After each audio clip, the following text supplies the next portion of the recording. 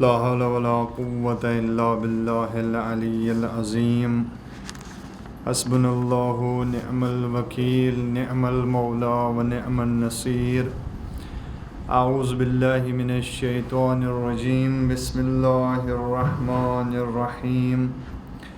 الحمد لله رب العالمين والعاقبة للمتقين والجنة للمطيعين والنار للعاصين، والصلاة والسلام على أشرف الأنبياء والمرسلين سيد الأولين والآخرين سيدنا ومولانا أبي القاسم محمد اللهم صل على محمد وآل محمد وعلى آله الطيبين الطاهرين المعصومين المظلومين المنتجبين، لا سيما بقية الله في الأرضين.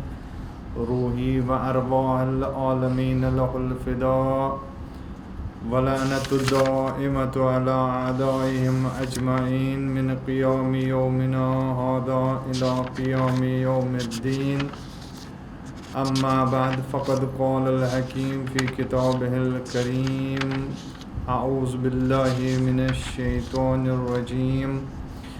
من عمل صالحا من ذكر أو أنثى وهو مؤمن فلنحيينه حياة طيبة ولنجزينهم أجرهم بأحسن ما كانوا يعملون. صدق الله العلي العظيم.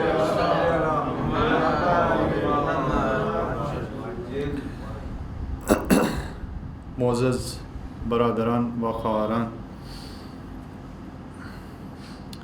و پیروان امامت و ولایت،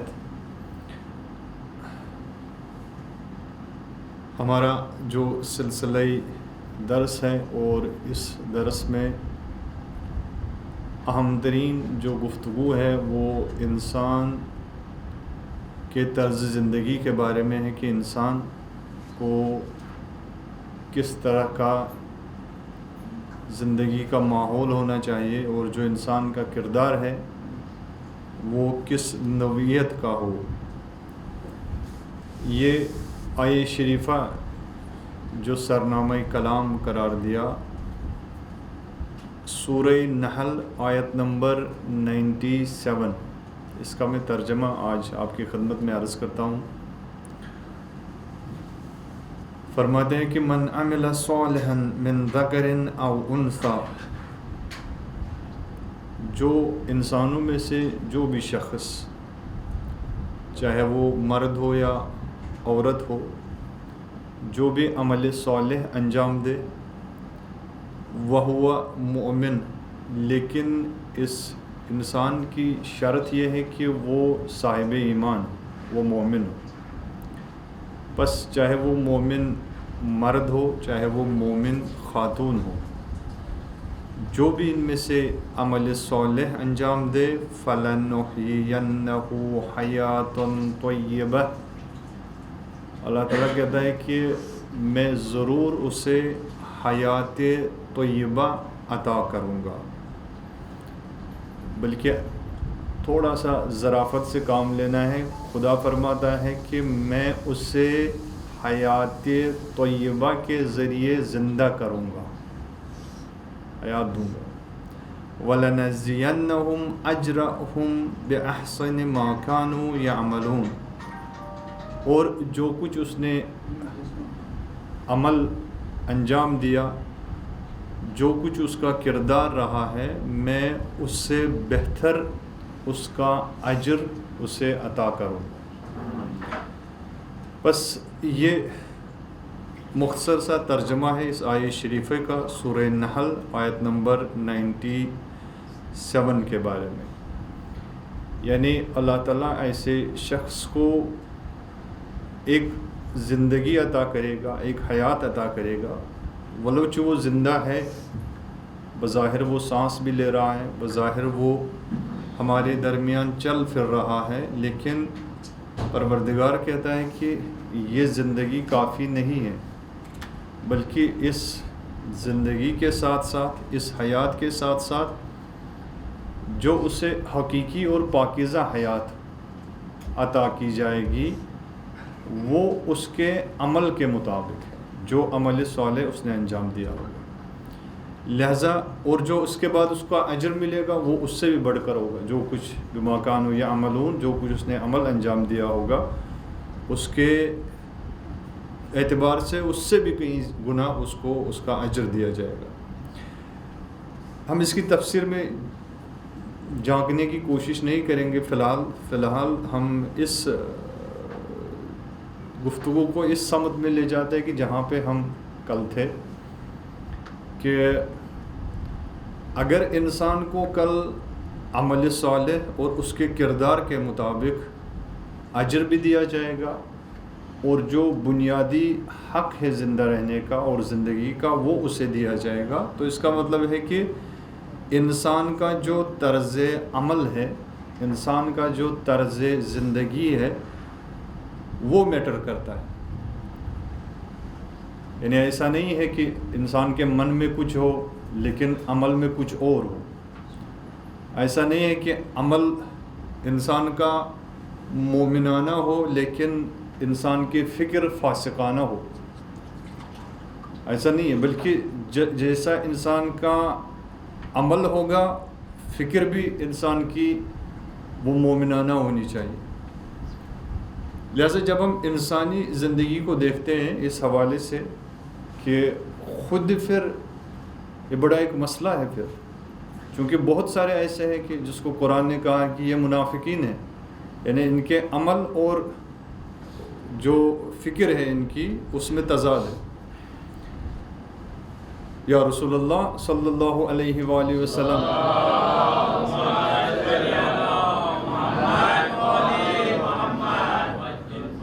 اللہ تعالیٰ کا صریحاً فرمان ہے سورہ منافقون میں، اذا جاءک المنافقون، جب آپ کے پاس منافقین آئیں گے اور آپ سے کہیں گے کہ آپ رسول ہے خدا کے، لیکن اللہ گواہی دیتا ہے کہ یہ جھوٹ بولتے ہیں، اگرچہ تو رسول ہی ہے خدا کا، لیکن جو یہ بولتے ہیں ان کے دل سے آواز نہیں نکلتی، یہ ان کا عقیدہ نہیں ہے، چونکہ یہ پریشر میں کسی دباؤ میں ایسا بولتے ہیں۔ اگر انہی منافقین کے ہاتھوں میں آپ کہیں پہ لگے کسی سریہ میں، کسی جنگ میں، تو جیسا روایت بھی یہ تاریخی واقعہ بھی ہے کہ ایک جنگ میں جب گزر رہے تھے، واپس آ رہے تھے، تو ایک اہتمام کیا گیا رسول صلی اللہ علیہ وآلہ وسلم کے قتل کا ایک منصوبہ بنایا گیا۔ لہذا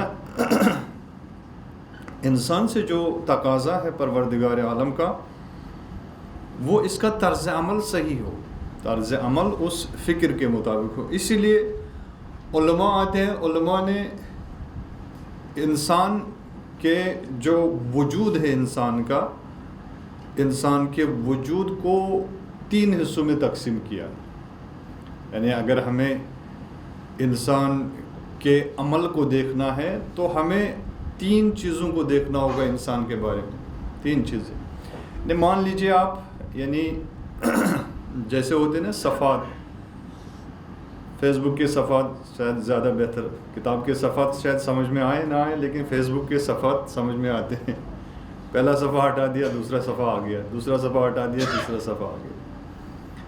تو کہا کہ 3 صفحے ہیں زندگی کے، یعنی حقیقت میں کہا جائے پانی ایک سلوات بھیجیے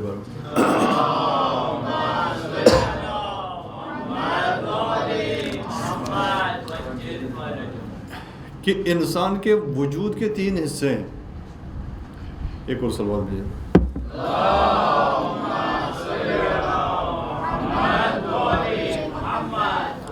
صلوات برو سے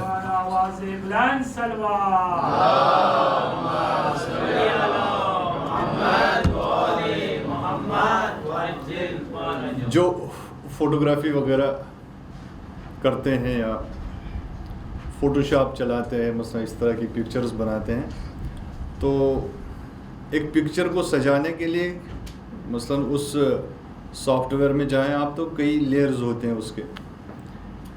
ایک لیئر ہوتا ہے مثلا گرافک کا، اس میں رنگ بھرنے کا، ایک لیئر ہوتا ہے مثلا ٹیکسٹ ٹھیک کرنے کا، ایک لیئر ہوتا ہے اس کی تصویر کو برائٹنس دینے کا۔ اس طرح کی مختلف لیئرز ہوتی ہیں، تو وہ ایک تصویر بن جاتی ہے.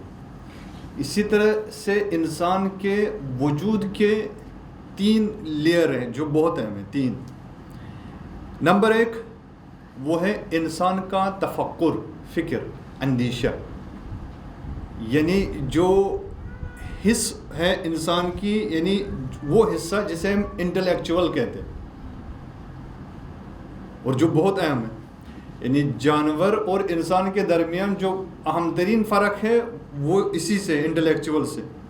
اگر یہ نہ ہو انسان کے پاس، قرآن کہتا ہے اولئک کالانعام بل ہم اضل. اگر اس انٹلیکچوئل سے انسان نے اپنے دماغ سے، اپنی عقل سے کام نہیں لیا تو انسان جانور سے بھی بدتر ہو جاتا ہے. لہٰذا یہ ایک لیئر ہے انسان کی، فکر، سوچ، عقل.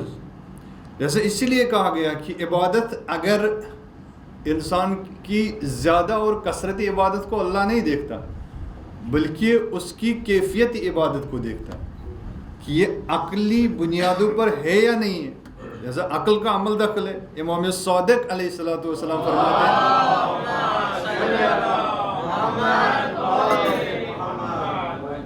ہیں جب قیامت کا محشر ہوگا تو محشر میں انسان کو اجر دیا جائے گا. اجر اس کے عمل کو تولنے کے بعد نہیں دیا جائے گا، بلکہ بما آتاہم العقول، انما یذاق اللہ حساب یوم القیامت بما آتاہم العقول، کہ انسان کو اللہ نے جو عقل دی ہے اس کا استعمال کتنا کیا، کتنا یوز کیا اس عقل کو، اس قوہ فکریہ کو. جتنا اس نے استعمال کیا ہوگا اتنا ہی انسان کو اجر دیا جائے گا، اتنا ہی انسان کو پاداش ملے گا. لہٰذا کتنے ایسے ہیں کہ جیسے روایات میں بھی آیا ہے، احادیث میں آیا ہے کہ جو عقل کا استعمال نہ کرے، معرفت کا استعمال نہ کرے، علم و آگاہی کا استعمال نہ کرے اور عبادت کرتا رہے تو اس کی مثال اس مثلا گدھے کی مثال دی گئی ہے کہ جو، یا اس بیل کی مثال ہے جو پرانے زمانے میں ہوتا تھا نا، پھر تیل نکالتے تھے، جو ہوتا تھا نا سرسوں کا مثلا تیل نکالتے ہیں. کولو والا آپ کی زبان میں کیا کہتے ہوں گے تو اس گدھے کی وہ کتنا گھومتا رہتا ہے اس کے ارد گرد، وہ شاید ہزاروں میل پورے دن، مثلا پورا دن اس کو گھماتے ہیں اس تیل نکالنے کے لیے، تو اس بیچارے سے صرف تیل ہی نکلتا ہے اور کچھ نہیں. جہاں سے وہ شروع کرتا ہے وہیں پہ رکا ہوا ہے، آگے وہ بڑھتا نہیں ہے.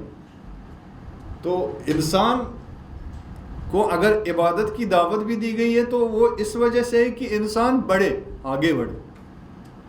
اگر عبادت انسان کو آگے نہیں بڑھاتی تو یہ انسان جو ہے، یہ پھر قرآن کہتا ہے اولئک کالانعام بل ہم اضل، یہ گدھے سے بھی بدتر ہے. لہٰذا تھے ایسے تاریخ میں بہت سارے نمونے کہ جو نمونے آئے، اور حضرت موسیٰ علیہ السلام کے زمانے میں ایک شخص تھا جو مثلا بڑی عبادتیں کرتا تھا، اتنا مثلا، تو موسیٰ کو بھی وہ اس کا احساس ہوا اور اللہ سے کہا کہ اس کو اجر دے. تو فرمایا کہ اس کو کوئی اجر وجر نہیں ملے گا. اللہ طولانی یہ روایت ہے. کیوں اتنا؟ اسے کہا آزمائش کرو اس کی. آزمائش جب اس کی گئی، اس کا امتحان لیا گیا تو اس نے کہا، جب اسے بات چیت ہوئی، بات چیت سے پتہ چلتا ہے نا کہ انسان کتنا پانی میں ہے. جیسے مولا فرماتے ہیں کہ الانسان مخبوءۃ تحت اللسان، انسان جو ہے اپنی زبان کے نیچے پوشیدہ. زبان کھل جائے انسان کی تب پتہ چلتا ہے کہ یہ کتنا عظیم انسان ہے. کبھی ہیکل انسان کا انسان کو دوسرے سامنے والے کو مبہوت کر دیتا ہے، پریشر میں ڈال دیتا ہے، لیکن بات کرنے سے پتہ چلتا ہے کہ انسان کس نوعیت کا آدمی ہے. تو جب اس سے وہ، تو اس نے کہا کہ کاش میں تو عبادت کرتا ہوں لیکن یہ سبزہ زار، یہ باغ، یہ باغات، یہ گارڈنز جو یہاں پہ لگائے، کاش خدا اپنے گدھے کو بھیجتا اور وہ اس ہریالی سے استفادہ کرتا، وہ یہاں پہ چرنے لگتا. یہ ضائع ہو جاتا ہے. تو اس سے پتہ چلتا ہے کہ اللہ نے کہا اس کو کوئی اجر وجر نہیں ملے گا، یہ عمر بھر عبادت کرتا رہے. کیوں؟ کیونکہ عقل کا استعمال نہیں. توجہ کرے، اصول کافی کا پہلا ہی باب سقط الاسلام کلینی رحمۃ اللہ علیہ نے جو پہلا باب احادیث کا بنایا، اس پہلے باب میں جو پہلا باب ہے وہ اسی نام سے العقل والجہل، عقل و جہل کے نام سے. لہذا ہمارے دین کی شروعات، ہمارے عقیدے کی شروعات جو ہے وہ عقل سے ہوتی، انٹلیکچوئل ہیں نہ کہ اینٹی ایکچوئل. وہ ایک شخص تھا، وہ کہتا تھا انٹلیکچوئل نہیں، اکثر جو لوگ کام انجام دیتے ہیں وہ اینٹی ایکچوئل ہوتا ہے، اس حقیقت کے بالکل برعکس ہوتا ہے، وہ حقیقت کے مطابق نہیں ہوتا.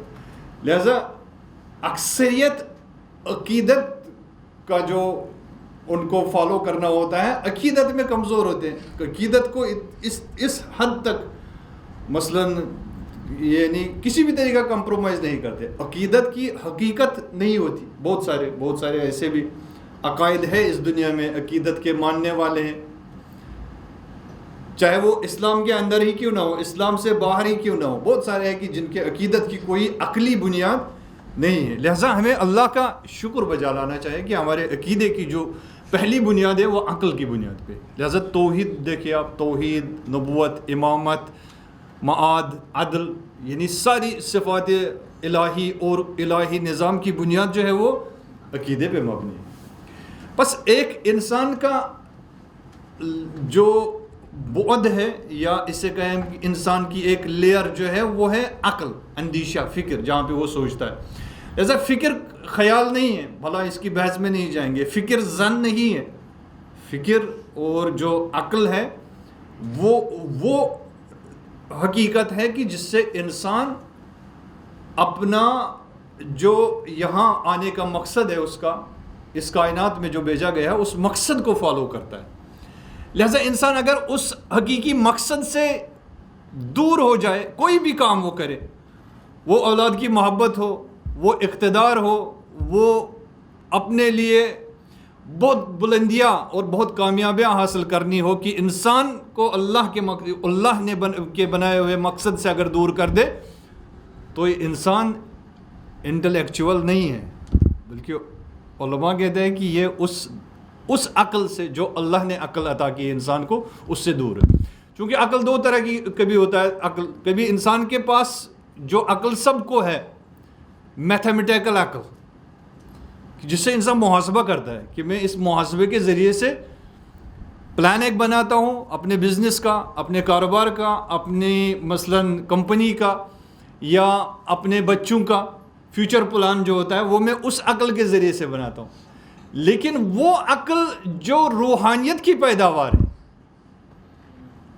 وہاں یہ مادی، یعنی جیسے ہم کہتے ہیں نا مادی، وہاں پہ یہ میٹیریل عناصر جو ہے، ایلیمنٹس جو ہے وہ کار فرما نہیں ہوتے، وہاں پہ الہی مدد ہوتی. موسیٰ علیہ السلام اگر میتھمیٹیکل عقل سے کام لیتے تو نہیں کرنا چاہے تھا قیام. وہ قیام جو فرعون کے خلاف تھا، وہ یہ عقل ماننے کے لیے تیار نہیں ہے، بالکل نہیں مانتی. وہ ہم پہلے ہی کہیں گے، جو عقل ہم سے کہتی ہے کہ 2+2 4، یہ عقل کہتی ہے کہ بھائی یہ قیام تو پہلے سے ہی فیل ہے، نہیں ہوگا، کامیاب نہیں ہوں گے آپ کو کامیابی نہیں ملے گی. کون سی عقل کہتی ہے؟ عقل کا وہ حصہ جو صرف حساب لگاتا ہے. بھائی حساب یہ سب کے پاس، اس میں کوئی وہ نہیں، اللہ اکا دکا مثلاً جو اس سے محروم. لیکن وہ عقل، انما حکم بہ العقل حکم بہ الشر، انما حکم بہ الشر حکم بہ العقل، کہ جو اسلام جس عقل کا حکم دیتا ہے، یعنی وہاں پہ انسان سر تسلیم خم ہو جاتا ہے. موسیٰ آپ کو جانا ہے، کہاں جانا ہے؟ موسیٰ آپ کو جانا ہے فرعون کا تزکیہ کرنا ہے، تزکیہ نفس کرنا ہے فرعون کو. او فرعون اس اونچائی پہ، اس بلندی پہ جہاں پہ وہ کہتا ہے انا ربکم الاعلی، مجھ سے بڑھ کر کوئی خدا نہیں ہے، اس کو جا کے تزکیہ نفس کرنا ہے. رسول سے کہا کہ آپ جائیے، آپ مبعوث ہوئے. کہاں پہ مبعوث ہوئے؟ جہاں 365 بت تھے، ہر ایک گھر میں ایک ایک بت خانہ تھا. کیسے ممکن ہے؟ امام خمینی رحمۃ اللہ علیہ سے فرمایا گیا کہ جب رشدی خبیث انسان نے وہ کتاب لکھی تو امام نے فوراً فتویٰ دے دیا کہ اس کا قتل واجب ہے، واجب القتل ہے، جہاں پہ بھی ملے اس کو قتل کر دو۔ بڑے بڑے جو اس دور کے مثلاً پرائم منسٹر تھے وہ امام کے پاس آئے، یا امام یہ آپ یہ فتویٰ تھوڑا واپس لے لیجئے، یہ صحیح نہیں رہے گا، ہمارے جو ڈپلومیٹک روابط ہیں دیگر ممالک کے ساتھ اس میں کمزوری آئے گی، یہ ہمیں آگے بڑھنے نہیں دے گی۔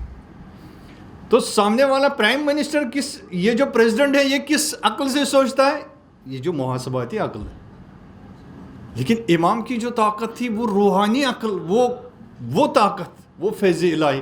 جیسے موسیٰ کو جب موسیٰ نے ان کے پاس آئے جو عبری قوم تھی، وہ وہاں پہ ان کو زمینیں بھی دی گئی تھی، پھر انہیں زمینیں دی تھی، کھیتی وغیرہ سب کچھ کرتے تھے۔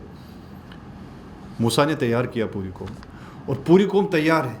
لیکن جب قرآن نے بہترین طریقے میں اس منظر کو پیش کیا، جب یہی قوم بھاگتے بھاگتے بھاگ گئی اور دریائے نیل کے کنارے پہنچی۔ اب نیل ہے، دریا ہے، سامنے دریا، پیچھے سے فرعون کا لشکر، کوئی بچنے کا چانس نہیں، کہا مرنا ہی مرنا ہے۔ موسیٰ کہاں سے، ہم تو ٹھیک تھے، وہاں پہ آرام کر رہے تھے، ہمیں دن بھر 10 بجے جانا ہوتا تھا اور 4 بجے ہمیں چھٹی ملتی تھی، ہمارے گھر سب کچھ آپ نے ہمیں برباد کر دیا۔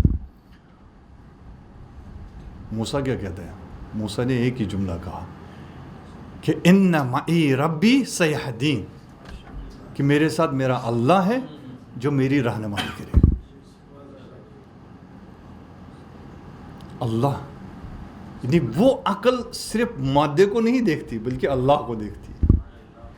یہ عقل کا وہ پیمانہ ہے اور وہ حصہ ہے، وہ لیئر ہے کہ یہ اگر مکمل ہے، توجہ کرے، اگر اس میں کہیں نقص ہوا نا تو ہمارے عقائد میں نقص آئے گا، اگر ہم نے اس پہ توجہ نہیں کی۔ جیسے کہا گیا کہ تفکر الساعۃ افضل من عبادت 70 سنہ، اگر ایک لمحہ بھی انسان تفکر کرے، ایک لمحہ تفکر کرے، یہ فکر کرنا، یہ اندیشہ کرنا اور یہ عقل سے کام لینا، یہ 70 سال کی عبادت سے بھی بڑی عبادت ہے۔ اور اس کا نمونہ میدان کربلا میں موجود ہے۔ آپ دیکھیں تو حضرت حر بس آخری شب میں فرصت کے جو لمحات ملے تو بس یہ فکر کرنی تھی، سوچ رہا تھا حر کہ میں تو کچھ واپس جواب نہیں دے پایا، امام نے، مولا نے مجھ سے اس طرح سے، مولا میرے ساتھ ہم کلام ہوئے، لیکن میں کچھ واپس نہیں کہہ سکا۔ ایک لمحے فکریہ انسان کی زندگی کو بدل دیتا ہے۔ عزیزو، جو آج کے زمانے میں جس پہ کام کرنا ہے نا، یہ جو ہمارے یہ چھوٹے چھوٹے بچے، ننھے، یہ نوجوان جوان ہیں، ان کی عقل، رہبر معظم انقلاب فرماتے ہیں کہ سب سے بڑا نشانہ جو دشمن نے لگایا ہے وہ ہمارے جوانوں کی عقل و ایمان پہ، جو چیز نشانے پہ آج وہ ہے انسان کی عقل، انسان کا شعور۔ جیسے انسان اس لمحے سے اور اس فکر سے دور ہو جاتا ہے اگر انسان عقل کا صحیح استعمال نہ کرے۔ ایک صلوات بھیجئے بر محمد والے۔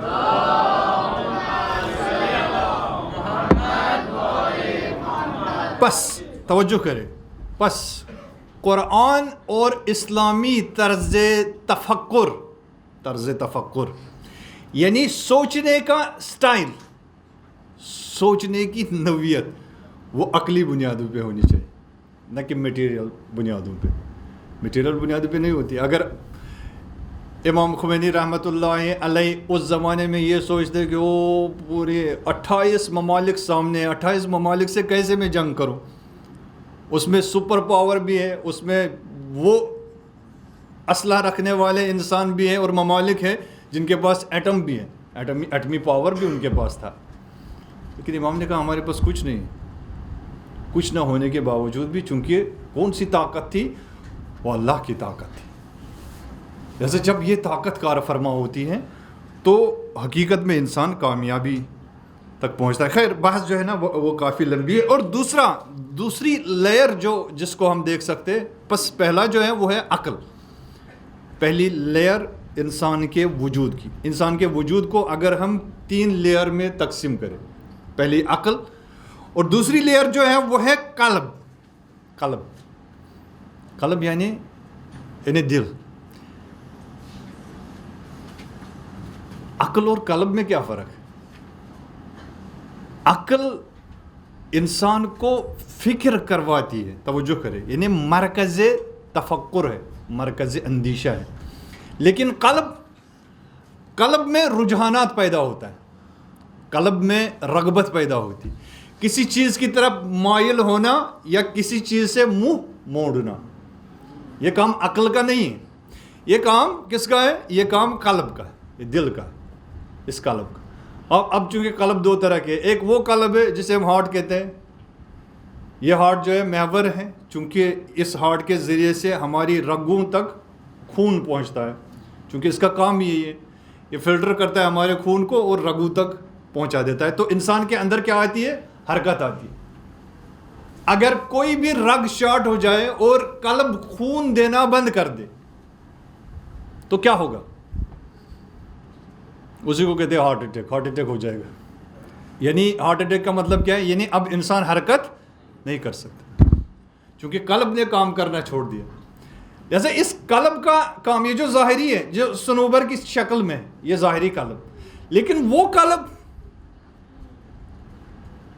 جو معنوی طاقت کا ذخیرہ ہے، جس سے معنویت کی طرف رغبت بڑھتی ہے انسان کے اندر، وہ قلب، وہ مرکز ہے. اس کے اندر ایموشنز ہیں.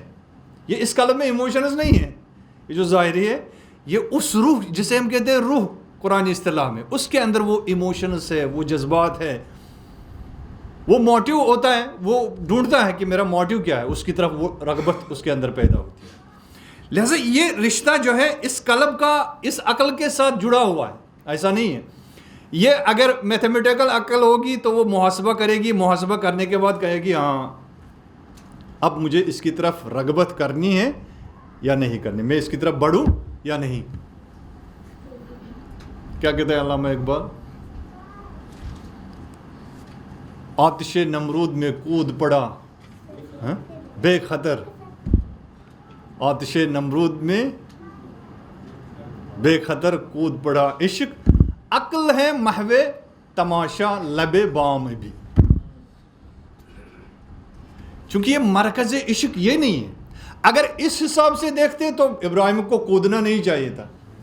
اگر میتھمیٹیکل عقل وہاں پہ استعمال ہوتی تو اس عظیم العظم رسول کو آگ میں کودنا نہیں چاہیے تھا، چونکہ آگ جلاتی ہے، آگ تھوڑی انسان کو گلستان بنا دیتی ہے، آگ انسان کو جلا دیتی ہے. لیکن وہ مرکز، وہ محور جو عشق کا محور تھا، اس کی طرف جو رغبت تھی وہ اس قلب کے ذریعے سے تھی. لہذا بہت سارے جانور آئے، ملائکہ آئے، فرشتے آئے، یا نبی اللہ آپ کو مدد کی ضرورت ہے؟ کہا کیوں نہیں، مجھے مدد کی ضرورت ہے، یہ آگ کسی بھی طرح بجھ جائے لیکن تم سے نہیں. ہاں فرشتے آئے، کہا نہیں تم سے نہیں، مدد تو چاہیے مجھے، ایسا نہیں کہ مجھے آگ نہیں جلائے گی، لیکن مدد چاہیے، لیکن تم سے نہیں. عزیزان محترم، یہ عشق کی انتہا ہے، عشق کی انتہا. مجھے مدد کی ضرورت ہے لیکن عام آدمی سے نہیں، عام انسان سے نہیں، مخلوق سے نہیں، بلکہ خالق سے. بس یہ دوسری لیئر ہے انسان کے وجود کی. سنگین تو نہیں ہو رہا؟ ہاں نہیں، سچ سچ بتاؤ، پھر سو گے.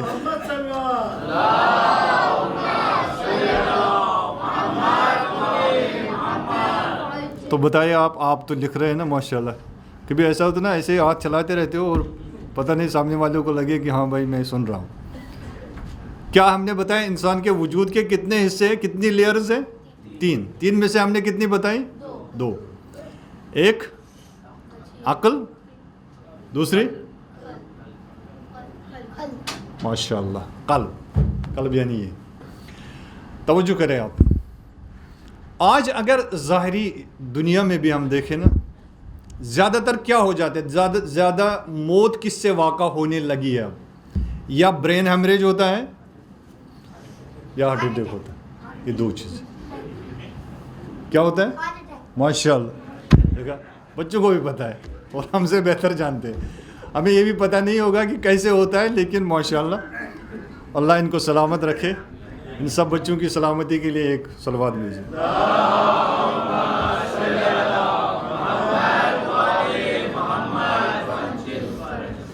بڑا خطرناک ہے یہ سامراج. یہ شیطان جو ہے نا بہت ہی خطرناک, یعنی اس کا پلان جو ہے وہ بہت ہی پیچیدہ ہے. لیکن کس کے لیے؟ عام آدمی کے لیے. اللہ کے بنائے ہوئے انسان کے لیے نہیں. جو الہی انسان ہوتا ہے وہ ہر جال کو توڑ دیتا ہے. لیکن ہم جیسے عام آدمی جو ہے نا چھوٹے چھوٹے جال سے, وہ جو آیا تھا نا ایک شیطان, تو بہت لمبی لمبی چوڑی چھوٹی چھوٹی رسیاں لے کے آیا تھا. پھر اس عارف نے دیکھا تھا خواب میں, اس کو کہا یہ چھوٹی چھوٹی بڑی بڑی رسیاں اور یہ بڑی زنجیر, یہ کس لیے؟ یہ بڑی زنجیر کا یہ آپ کے لیے, آپ جیسے لوگوں کے لیے. آپ تھوڑی پھنستے ہو. یہ کہا یہ چھوٹی چھوٹی کا یہ تو عام آدمیوں کے لیے ہے. وہ کسی بھی چھوٹی سی پھینک دی ہم نے, وہ پھنس جاتے. کہا پھر یہ ٹوٹی ہوئی کیوں ہے؟ یہ جو بڑی زنجیر ہے, کہا کل رات میں نے یہ ڈالی تھی لیکن آپ نے توڑ دی. آپ نے توڑ دی. آپ کو بیگم نے کہا تھا کہ بھائی کچھ بھی نہیں ہے گھر میں, اتنا مال امام رکھا ہے تم نے تمہارے پاس, کم سے کم تیرا حق تو بنتا ہے اس مال امام سے استفادہ کر. آپ نے صندوق سے نکالا بھی پھر واپس رکھا, بس وہی نکالنے کے بعد آپ نے اسی میں رکھا. امانت داری. لہذا توجہ کرے, یہ دو چیزیں جو ہے نا ان پہ اٹیک ہے. چاہے وہ ہم فزیکلی اس پہ سوچیں, مادی نگاہ سے سوچیں, ہم اس پہ اٹیک. یہ جو ہمارے پاس ڈیوائس ہوتا ہے نا موبائل میں یہاں پہ ایکسپورٹس ہوں گے, ریڈیو ویوز جو اس کی ہوتی ہے. کیا ماہرین کیا کہتے ہیں؟ ماہرین کچھ نہیں کہتے, کیونکہ یہاں کہتے ہی نہیں ہے ماہرین کہ یہ موبائل جب رات کو آپ سوئیں گے تو آپ سے کتنا فاصلے پہ یہ ہونا چاہیے؟ ہاں ریڈیشن ہوتا ہے. جزاک اللہ. ریڈیشن سے کیا ہوگا؟ دھیان بھٹکے گا.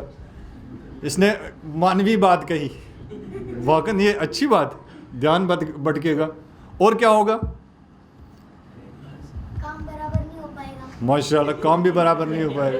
جزاک اللہ. ہو گئے 2. 3 برین پر اثر پڑے گا. سر درد ہوگا.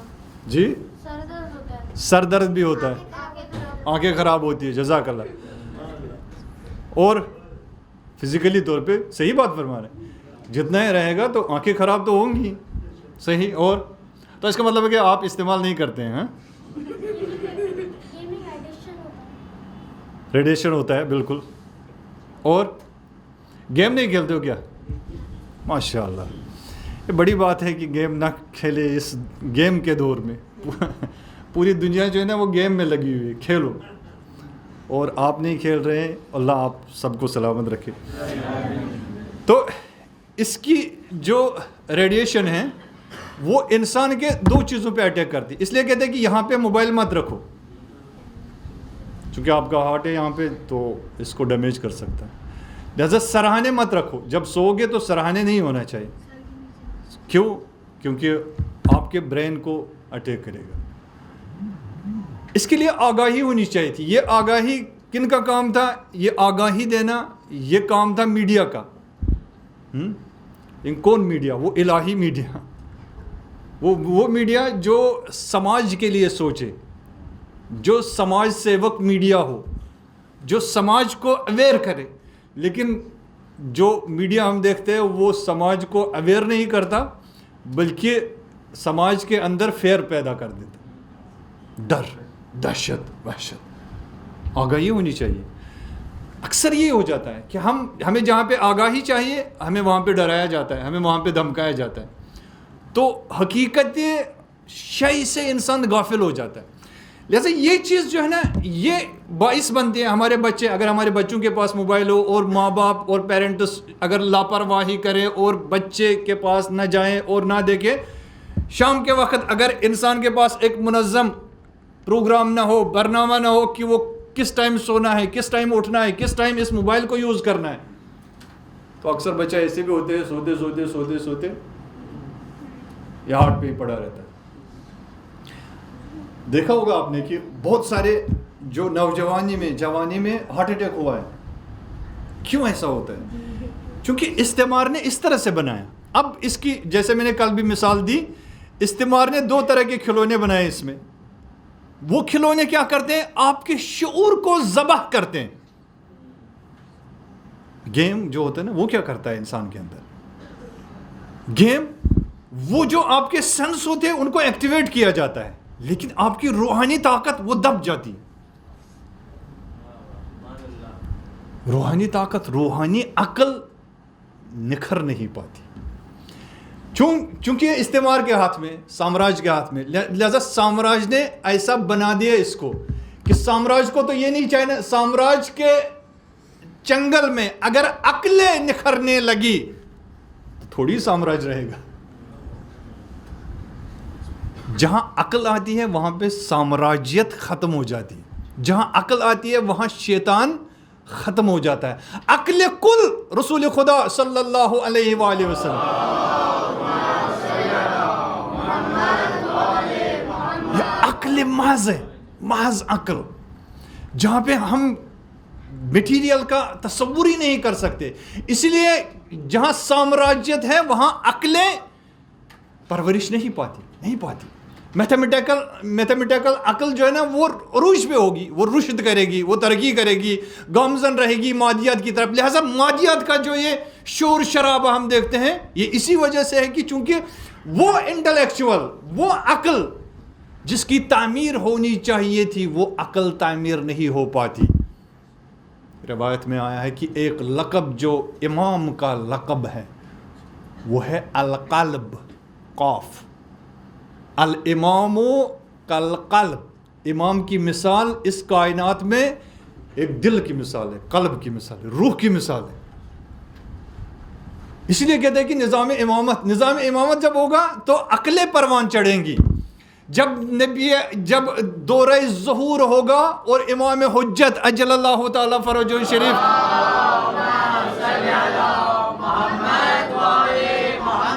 ظہور فرمائیں گے تو کس چیز کو پروان چڑھانا ہے؟ عقلیں پروان چڑھیں گی, شعور ہمارا بڑھے گا. ہمارا شعور کیوں گر رہا ہے؟ ہمارا شعور مادیت میں کیوں صرف ہو رہا ہے؟ وجہ یہ ہے کہ چونکہ سارا نظام جو ہے وہ سامراجیت کے ہاتھ میں. تمام بڑے بڑے شیطان جو ہے انہوں نے ایک پلان بنایا ہے کہ کس طرح سے انسان کو اور انسانی سماج کو کھوکھلا کرنا ہے.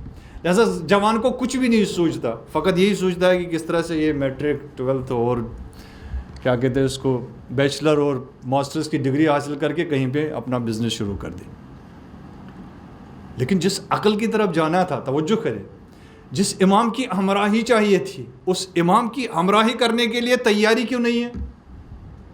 عقلیں پروان چڑھتی ہے. جیسے نظام قائم کیا امام خمینی رحمۃ اللہ علیہ نے, نظام ولایت و امامت کو نکالا, اور وہاں پہ جہاں پہ عقلوں کو دبایا جاتا تھا. لہذا ایک جو ہدف امام فرماتے نہج البلاغہ کے ابتدائی خطبے میں کہ انبیاء کو بھیجا گیا, انبیاء کا جو مہن اور اہم ترین پرپز تھا بھیجنے کا, وہ اہم ترین پرپز تھا کہ عقلوں کو نکھارے, عقل کو فکر ہو, تب جا کے انسان. بس انبیاء کا کام بھی یہی ہے, قرآن کا کام بھی یہی ہے. قرآن کیا کہتا ہے؟ میں نے اس قرآن کو عربی میں نازل کیا لعلکم تعقلون, تاکہ تم لوگ کیا کرو؟ عقل سے کام لو, فکر کرو, اس میں غور و فکر اس میں کرو. لہذا عقلوں کو پروان چڑھانا یہ اس دوسرے مرحلے میں. سامراج نے یہ کیا, ہمارے بچوں کو تیار کیا, یہ گیمز میں لگے ہوئے ہیں, یہ مثلا موبائلز میں لگے ہوئے ہیں, تو کبھی ذہن ان کا مخدوش ہو جاتا ہے تو کبھی ان کا یہ قلب جو ہے مخدوش ہو جاتا ہے. لہذا ان کی رغبت کہاں کس کی طرف بڑھتی ہے؟ رغبت اور ایموشنز جو جاگتے ہیں ان کے, وہ مادیت کی طرف زیادہ. لہذا یہ طرز جو ہے اور یہ لائف سٹائل جو ہے یہ سامراجی لائف سٹائل ہے, یہ اسلامی لائف سٹائل نہیں ہے. جو لائف سٹائل انسان کو امام کی طرف, شعور ولایت کی طرف نہ لے جائے, وہ مادی لائف سٹائل ہے. ہو سکتا ہے کہ ہمارے گھروں میں بڑی بڑی جائے نمازیں ہو, بڑے بڑے قرآن ہوں گے, بڑے بڑے مجلسیں ہوں گی اور بڑے بڑے جلوس نکلتے ہوں گے، لیکن جو جلوس امام زمانہ اجل اللہ تعالیٰ فرجہ تعالیٰ کہ ظہور کی طرف نہ لے جائیں، یہ ہمارا جلوس ہے۔ لہذا یہاں پہ انسان مادیت میں گرفتار ہو جاتا ہے۔ پورا پلان، چونکہ دو ہی پلان تھے، پلان جو اللہ تعالیٰ نے کیا انسان اور بشریت کے لیے وہ نبیوں کا پلان تھا، لیکن اس پلان کے پرلل جو شیطان نے پلان بنایا اور صاف الفاظ میں کہا میں آؤں گا اور ان کے مقابلے میں آؤں گا، جس کو یہ ہدایت کریں گے اس کو میں گمراہ کرتا جاؤں گا، الا المخلصین، فقط مخلص، اور وہ انبیاء کرام اور ائمہ ہدی علیہم السلام۔ ایک صلوات بھیجیے بار محمد والا۔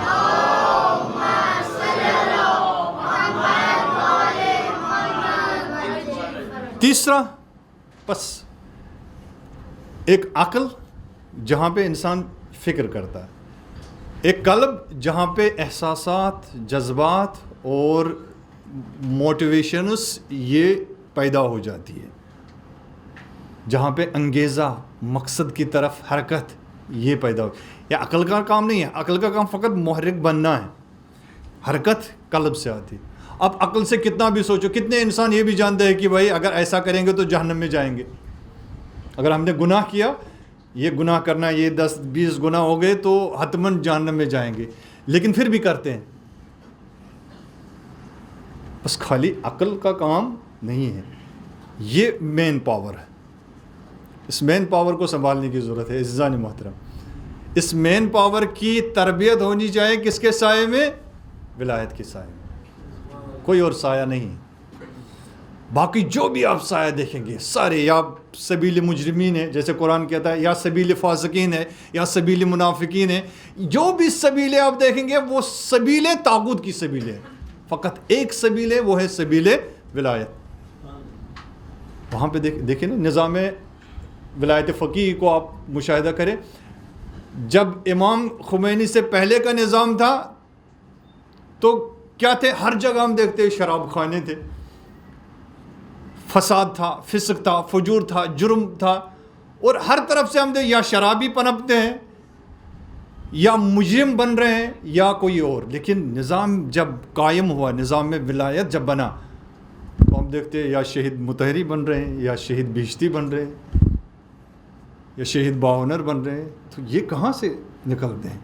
یا شہید ابراہیم ہادی، کون تھے وہ لوگ؟ ان کی تربیت کہاں پہ ہوئی؟ کہاں سے وہ شعور بڑھا ان انسانوں میں کہ جو اپنا وطن چھوڑ کے سیریا میں گئے؟ سیریا کس کی خاطر؟ فقط حب حضرت زینب کبریٰ سلام اللہ علیہ۔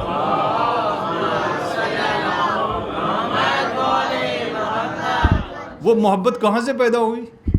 فقط یہ ولایت کا جو راستہ ہے، جب ان کے قلوب پہ حکومت ہوئی۔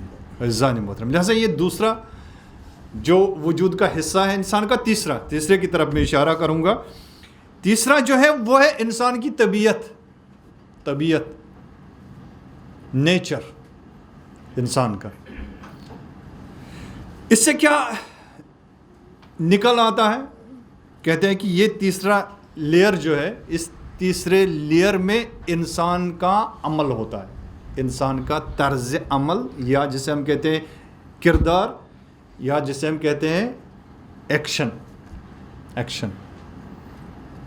مثلا اگر ہم اس کو مان لیں، یہ جو ہے یہ انٹلیکچول ہے، یہ ایموشن سے ہمارے ہاتھ پیر کا چلنا، یہ ایکشن۔ اور ایکشن کب ہوتا ہے؟ جب انسان کا ایموشن بڑھتا ہے، ایموشن کی بیسس پہ ہمارے اکثر کام، یعنی 98% جو کام ہوتے ہیں وہ ایموشنز پہ ہوتے ہیں۔ عشق کے اس آخری منزل تک وہ قلیل ہے، ان کی تعداد بالکل کم ہے کہ جہاں پہ ہم عشق کی بات کرتے ہیں۔ لہذا اکثر جو کام ہمارے ہوتے ہیں وہ ایموشنز پہ ہوتے ہیں، جو موٹیو ہمارا ہے، تو اس کے بعد یہ ایکشن ہوتا ہے۔